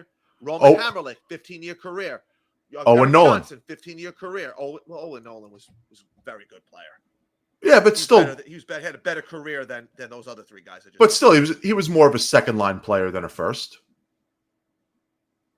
Put up great numbers. He can move up and down, right? But he wasn't the best. Guys. You weren't winning a cup with him as the best player on your team. No. Right. That's my only point. He wasn't a team carrier. And you got to get which is what we may see with Lafreniere. Lafreniere may be Owen Nolan. And if that's the case, I'm still fucking happy as a pig and shit with that. Well, I'm hoping that he turns into Huber, though. If you're going to turn into somebody, right? And that was the guy they compared. But can Huberdeau be the best player on a cup team? Well, again, it goes back to these young players have to take that next step. Right. That's the way it's going to have to be, Sean. Not just for now. This is our whole future is banked on these guys. It's all on the shoulders. I mean, right now that's on the shoulders of Kreider and Zibanejad and Panarin, and everyone else. I mean, but within the next couple of years, it's good. The transition's got to have to start, and these guys are going to have to take a bigger role. And I just hope that they didn't hold on to these guys. Let's use. I want to use Tampa as a perfect example of all this, right? Because we've seen guys like Kucherov, Braden Point, Palat, Cedric Paquette. No, but I'm saying we've seen later round picks fight their way to the NHL and have a ton of success right away at early ages. It's not like they had to sit around in Syracuse till they were 26 to get their shot. We saw these guys come up at 20, 21 years old and fortify themselves, where we've also seen them miss on how many first round picks. So is Tampa, but I'm saying, does Tampa have a development problem? Or they can't have a development problem when they're developing all these guys that are in later rounds. No, they had Steve Yzerman. But Steve Yzerman is the one picking, Connolly with 10th overall pick, who turned out to be shit. I know. He picked D'Angelo. He picked Brett Howden. He picked Libor Hayek. I mean, we can go on to Slater Cuckoo. He picked all those guys. I get it. But he also found Point. He found Kucherov. He found Palat. He found. But we're talking about development. All those guys in later rounds. But we're talking about development. So why did some of their first round picks fail to develop when their later round picks did develop? Well, he traded D'Angelo before he even played a game for them. So I don't even know. All right, let's use Slater, Cuckoo, and Connolly. He traded Howden. He traded both of them. Howden was a 27th pick in the draft. Well, so that's was D'Angelo. D'Angelo was a late 18th, first round pick too. 17th or 18th. All right. But Slater Cuckoo was a 10th overall, right? Right. He was high. Was in the top. Connolly was a top 10 pick. Jonathan Drouin was a 3rd overall. Well, they traded. So see, that's a perfect. They got lucky. Of trading high. Trading high. I mean, that's that. I'll be honest with you. That might have set them into a different stratosphere getting that guy. Yeah. I mean, I'm saying that's what I'm saying to ourselves. At what point do we start moving some of these young players for pieces for now? Well, that's why I said I would trade I would have traded Kakko for a center before we got Trocheck. That would have been my move. But anyway, yeah. But anyway, that's not the case, and this is where we are. Right. My point. I'm really just trying to get to the point of talking about how an organization and how much accountability should the organization have for developing a prospect, and how much of that is just on the player himself to push himself to get noticed, to get that opportunity, I think it's a little bit, and take it. It's a little bit of both. I think it's a little bit of both. So let's just put it this way from this perspective. The Rangers have not done a good job, especially with their European players. Philip Hedl is a Czech player. He's in camp. He doesn't speak English well. Why do they not have a Czech translator that Andrei Pavlik has to translate for Quinn or Vigneault? Was it Vigneault the coach when he first came up? Hedl? Was Vigneault still the coach? I don't remember. Oh, it was. Yeah, it was. First year, yes. First year. How do you not have a person on staff that can speak Czech for this guy to understand what the hell's going on? That's poor development. That's poor development. You have talent. You have a young 18-year-old player who's here. How about a Finnish translator for Kakko? They didn't have anybody on staff.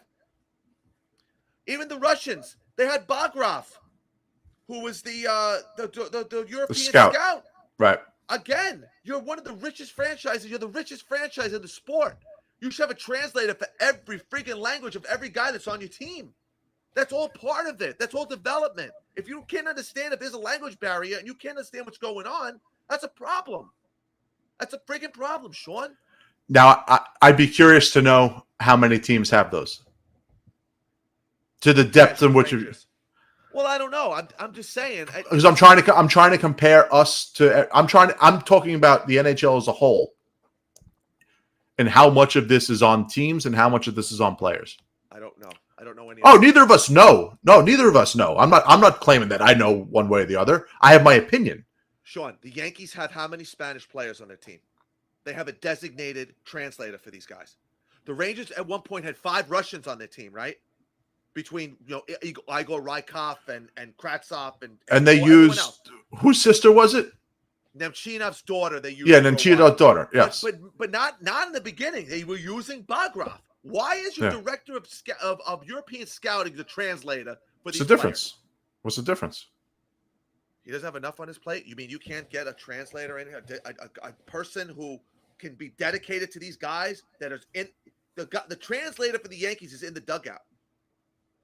Because they actually baseball's different. I get it. It's much different. It's much different. I get it, but still, it makes the guys more comfortable. Every one of these guys, I know they refuse to do interviews in English. They all speak English. Every one of them, right? Well, you're so that's why it's not necessary. Yeah, that's why it's not necessary. They just don't want to do interviews in English. If you're talking about a young player who just is coming over here, especially from another country, to ease his transition. We watched Filipino at 19 years old play ping pong with Kako and spoke perfect English. Yeah, it's broken, but he understands the language. Yeah. So I understand your point. Yes, I understand your point. I'm just really trying to really just get how much of this is on the player, how much of this is on the organization, as far as whether they make it as a professional hockey player or not. Because like you said, someone Nail Yakupov, all the talent in the world. Whereas someone like Pavel Brendel, for instance, was just a man amongst boys physically. So once he got to a bigger level, he just there was nothing he could do. He couldn't outmuscle himself in the NHL. So he was gone pretty quickly. We have to have Pavel Brendel on the show because he's mentioned, I want to say, every other show. I feel like we talk about him often. Like he's brought up. Anytime we have to talk about a Rangers draft, his name is brought up. Can we get Bobrov to translate for him? You might have to. Only thing I remember about Pavel Brendel is he liked hot dogs. Do you remember that? No. They talked about that? Yeah. I actually got to see Pavel Brendel. So funny story about Pavel Brendel. So he came over, and they were all expecting him to jump right into the NHL, and that was the whole thing. That was the whole reason why they traded up to get him, because Neil Smith never wanted to trade Nicholas Sundstrom and Dan Cloutier for anybody. All of a sudden, this guy became available, and we need to get him. He's going to be in the NHL. He's going to play right away, blah, blah, blah. So my friend and I drove up to Hartford, Connecticut to watch the Ranger preseason, and they played Boston, and Pavel Brendel was in that game, and that was his first game. What number did he wear? 8. Or 8? Yep, he wore 8. I think Lundmark wore 16 and he wore 8, if I remember correctly. Lundmark wore a few numbers. I think he wore 16. Yeah. I think he wore 21. Yep, I remember 21. I think he wore 26. I think he wore like three different numbers. But I watched him out there. I'm like, and I'm like, this guy doesn't look good. I said, I hope I'm. Yeah. I just feel like I've always said when I could see a guy, and I'm not an expert. I'm not a scout. I saw Mark Stahl play in his very first preseason game. It was on Long Island. He took 3 penalties, but you could tell there was something. I'm the same way. I just saw something that, and I've been wrong. I mean, I saw Elias Anderson in a preseason game, and I was like, wow, against the Devils, like, oh, I saw. But then as the preseason went along, you realize that as the competition got better, like, But when I saw Mark Stahl play and Delzato, he was the other guy that I really remember in preseason. I said, wow, I think this guy's got something. But and for all those, there's 1,000 guys that don't. So it's very, very true. But I mean, being a professional there's so much more to it than we think. And I could only equate it from my own personal experience.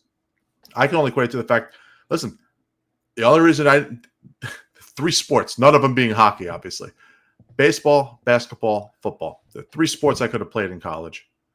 And I played none of them because I never wanted to make the commitment off the field or off the court. I knew the amount of work it was going to take, plus trying to go to classes, plus trying to get laid. I was just, it was easier just to get laid and not do any of the other shit. But truth, dedication to that. it's a lot of dedication. You have to be obsessed with it to make it. And not everyone's obsessed with it just because you're good at it. Not that I was ever good at it to ever be a pro in any of the three sports. I'm not trying to say any shit like that. But when you have that type of gifted athletic ability like Anal Yakupov, who was all-world talent, maybe he didn't love it. Obsessed with it. You could love. Was he the last first overall pick to really bomb? To really bomb, yeah. And before him was with Patrick Stefan. I was just trying to put the chronological together. No, there's got to be someone between them. It doesn't happen often, but there's got to be someone between them. It doesn't happen often that a guy that, I mean, the second, third, fourth pick, yeah, but right. I mean, right. Nolan Patrick is probably the most recent, like, top 2 pick to just Oldie Levy be nondescript. He just signed with he was a fifth overall. Right. That's a top 5 pick, though. Yeah, I'll tell you, but those are the picks that when you get them wrong, that sets your franchises back. Unless you have our luck, like the Al Montoya pick, which is just, even if they didn't take Montoya, there was no one who went after him that would have been worth taking either. But those top 4. The top 4 picks in that draft were great. Top 5 picks. Who were the top 4 in that draft? It was Malkin, Andrew Ladd, Kessel, and there's another. I think it was Cam Barker, one of them. I think he was one of the busts. It was definitely the Malkin draft. Cam Barker was 3. Right. Blake Wheeler was 5. Blake Wheeler's the guy. I remember Blake Wheeler. I remember them reaching for Blake Wheeler. I think Gretzky was the coach at that point. Uh-huh. And I remember them reaching for Blake Wheeler. But you're right. I mean, like, who did we pass on? Drew Stafford. Radulov was 15. Travis Zajac. We took Korpikoski already by that point. Travis Zajac, Wojtek Wolski. Yeah. Robbie Schremp. So we had the 6th pick, and that Mike Green was 29th. Sean. Yeah. So we passed on him twice, but so did the rest of the league. Right. Yeah, but I'm just saying, like, we had the 6th overall pick and we missed on it. But draft. Brian Bickle. So let's just look at it from this perspective. So the Rangers had the 36th pick in the second round. They drafted the guy Darren Alver. Brian Bickle was 41. Is that the? And then yeah, and that's the second round. Blake Como was 47, and the Rangers drafted Dane Byers, and right after him was Carl Soderberg. So David sandwiched it between 2 guys that played in the league for at least 500 games. Yeah, and then we take Dubinsky, and we take Dubinsky. Then we draft Bruce Graham, and then 2 picks later is David Booth. And then we take Dubinsky, and the pick after him is Alex Goligoski. Oh, and then 2 picks. David Krejci. David Krejci. Yeah. I mean, see, that's what I'm saying. Like, you got to have luck sometimes. But look how many picks the Rangers had. 1, 2, 3, 4 second-round picks. And Dubinsky turned out to be the best of all of them, and they passed up on 4 other guys. But think about it. 10-time better career. You have the 6th pick in a draft where you have Ovechkin, Malkin, Andrew Ladd, and listen, Andrew Ladd was a very good player for many years with Chicago. Andrew Ladd was yes. He was a very good player. He was a very good player. But you had the rest of that draft stuff. Blake Wheeler, Malkin, and Ovechkin are 3 Hall of Famers taken in that draft in the top 5, and we just happen to pick 6th. Like, it sucks. And Wheeler, I'm telling you, they reached for him in that draft. They reached for him. I remember I watched that draft, Sean. I remember when they drafted Blake Wheeler. I'll tell you why. Projected to go that high. You want to know why? Because he played high school. Player. He was a high school player. Yeah. American high school player. You're never going to get any respect that way. That's why. We had a guy. At least we had a guy that played in the league. I mean, there's guys here that I've. Right. Boris. AJ Thielen. AJ Thielen went 12th overall. Never played. Minnesota. Yeah. Mazarov Mazarov was in that draft. Andy Rogers taken by the Lightning. Never played. 30th overall. Yeah. Mike Green is a big one. I mean, but think how many other teams passed on him. Right. 29th. He had a 30-goal season. And again, the second round is the same thing. That just kills. It just makes me laugh that the Rangers had four second round picks, and they Yep. passed on David Krejci 4 times. 4 times they passed on him. What's crazy is Laurie Korpikoski had one of the better careers of the first round. Yeah, that's sad. That's really sad. That's really sad. Brandon Pruss was a second or third round pick. And as much as I love Stahl, we were one pick away from Kopitar in 2005, the next year. Well, they traded up for Stahl. Right. But that was because of, we've been through this before, the conspiracy of giving the number 1 overall pick to Lemieux. Is what it is. What's it called? Yeah, we're the worst team. We're the worst team in hockey for 3 straight years, but we wound up with the 16th overall pick somehow, or 18th overall pick. Were they the worst team? Were they really the worst team? Because I always felt like they never drafted high. Well, Blackburn. What was Blackburn? Was he 5th overall, or was he lower than that? Was he 8th? Tell you right now. Might have been. I mean, the Rangers, I think, drafted 2 goalies back to back. Am I right? 10th overall. 10th overall. All right, so it was high. It was lower than I thought. But I'm saying they drafted 2 goalies back to back. I think they drafted Blackburn and Montoya. Weren't they back to back first round picks? No. Blackburn went in 2001. Oh, was that big of a wow, dude? Yeah. I'm telling you. I can't believe it that it went I mean, technically we took back to back. We took Henrik Lundqvist and Blackburn in back to back drafts. If you want to look at it that way.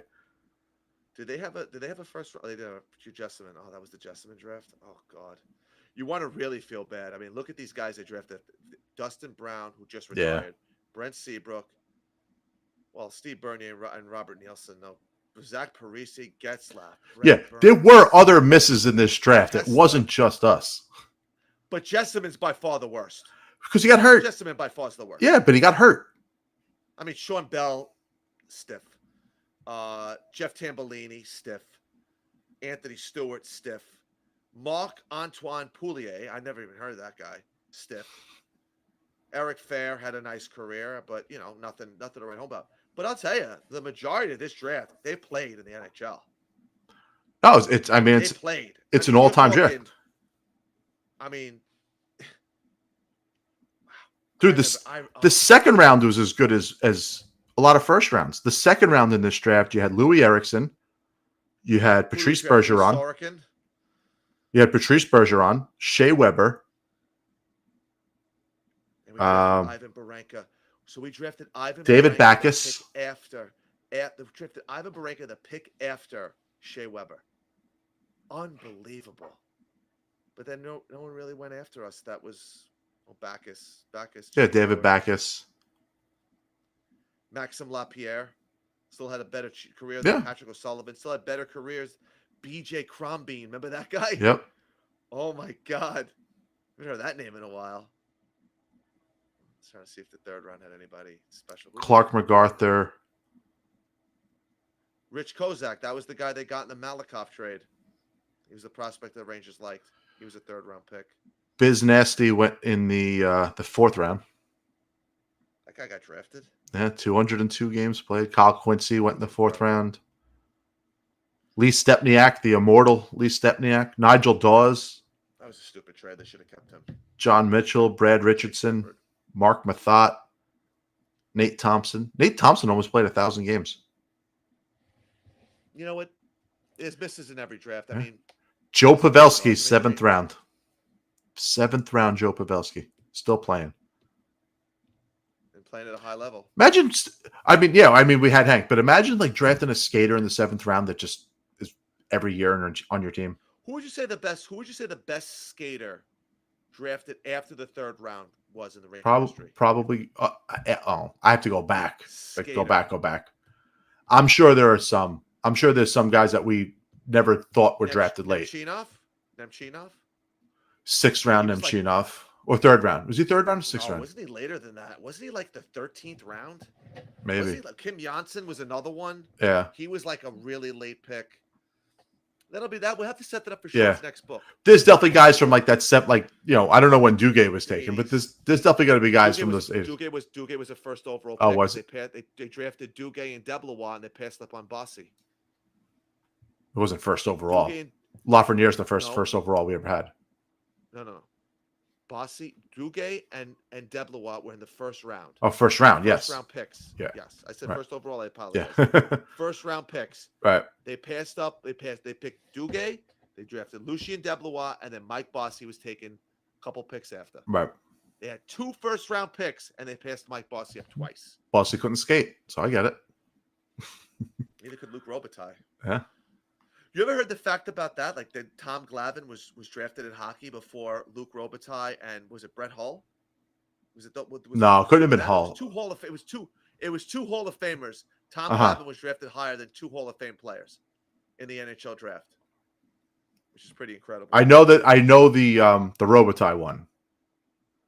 I thought there was another guy. I thought there was two Hall of Famers he was drafted higher than. Let me look up Luc Robitaille's draft. This is great podcasting, guys.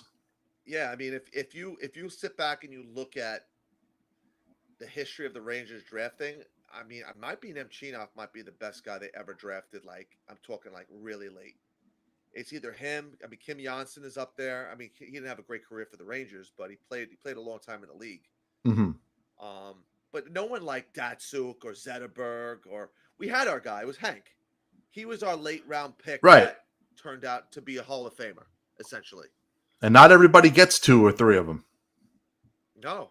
Well, obviously Detroit did. Didn't All right, so Glavine went in the 4th round. Uh-huh. So taken after him was Paul Eisebart, Paul Broughton, Chris King, Captain Jack Capuano. Okay. I'll always call him Captain Jack. Nobody in that round. Kirk McLean, Shel Samuelson, Brett Hull. Yeah, Brett Hull went. Why did I think Brett Hull went? How does Bobby Hull's son last to the 6th round? Just on name recognition, because you know that they didn't scout like they scout now. I don't know if that was a big thing back then. Was Bobby Hull like thought of that low because of him bouncing to the WHA or some shit? Either that, or sometimes, you know, Sean, I don't know. That's a great question. I would love to know the answer to that. Like I said, just on name recognition, that the kid's got 2 feet and 2 hands and plays hockey. And obviously, Gretzky drafted? Was Keith Gretzky drafted? He couldn't play. I mean, Brett Hull is a Hall of Famer, so obviously he could play. There are guys who slip because there's not enough information on them. There's no way that Bobby Hull's son wasn't in the spotlight in some way, shape, or form. Was Hull traded for Ginla? No, Ginla was traded for Neuendijk. That's what it was. Yeah. But who was Hull traded for? Hull was originally drafted by Calgary, wasn't he? Yes. And then he went to St. Louis? Yes. What the hell did they trade? Was it McGinnis? Was he in the McGinnis trade? No. No, they played together. From Calgary. No, they played together. Yeah. That doesn't matter. But yeah, I mean, it's just. Or it could have had something to do with the fact that he was Canadian but had dual citizenship, and because he chose to play for America, is that because he always faced shit about that in the NHL when it came to stuff. You know what it was, bro? Back then, I think they put too much onus on skating. I mean, Robitaille was a terrible skater. Right. I mean, who knows? Who knows what they were looking at and what their criteria was, and were they really scouting these guys as much as they're scouting now? Obviously, there's no video. There was no video back then. I mean, if there was, it was very antiquated. You know, there's no camera phones and video. Gary Suter went in the 9th round. Did he play for Team USA, like the '80 Olympic team? Not Gary Suter. His brother played. The hell was his name? His brother played for the. Oh, okay. It wasn't Gary Suter. It was his brother. Yeah. He played 20 years in the league though. Gary Suter played forever. He was a great defenseman. Yeah. 9th round. He was a great defenseman. Yeah. Sometimes you find these guys. I'm praying the Rangers found one of them. David Volek. Jesus. Seeing some of these names, it's like on the Rangers. Did Volek have a heart issue? He was one of those immediate guys I fucking hated from the Islanders. Mangiapane just from the Flames just signed his contract. 3 years, $5.8 million, voiding arbitration. So you have here's a great. So you have the 84 draft. You have Lemieux, Kirk Muller, Eddie Olczyk, Al Iafrate. Those are your top 4 picks in that draft, right? You fast forward to the next year. Wendell Clark and Craig Simpson are your first 2 picks. Who's 3-4? Craig Wolanin and Jim Sendlick. Oh. Brad Delgarno went 6th. Jesus. That's what I'm saying. Sometimes just luck of the draw. You just get a shit draft. What year was that? 85. I mean, Wendell Clark was a nice player, good captain, shit like that. But I mean, was James Patrick their first round pick in 85? No, Ulf Dahlen was. Oh, so Patrick was earlier than that. Richter went in the 2nd round. Oh. Yeah, I think that turned out to be a good draft for them. Joe Neuendijk went in the 2nd round. John Druce went in the 2nd round. Fucking John Druce. There were like 11 rounds back then. There you go. 12, 13 rounds. Keith Gretzky was drafted in the 3rd round by Buffalo. Okay. That was because of name. Right. But that's what I'm saying. Like, just add a name right. There had to be some. Maybe Sean McCaffrey could help us out with this. He seems to know all this type of shit, or even Danny Mac.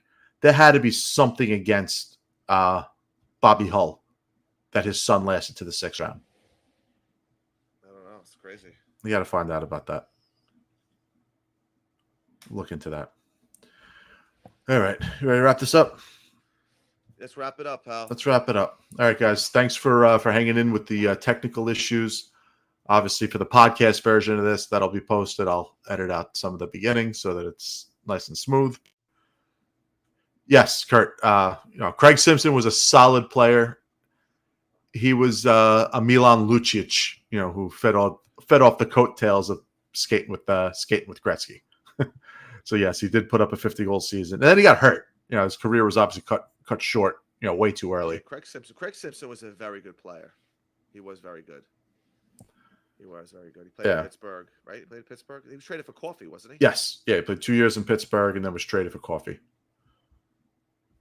So, but yes, so still, I don't know that it would next time. Would Craig Simpson have? It comes down to, would Craig Simpson have carried a team on his own?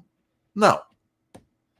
Number 2 overall pick. No, he's a complimentary player. Right. What you need with a good team. Yeah. Yeah. What you need.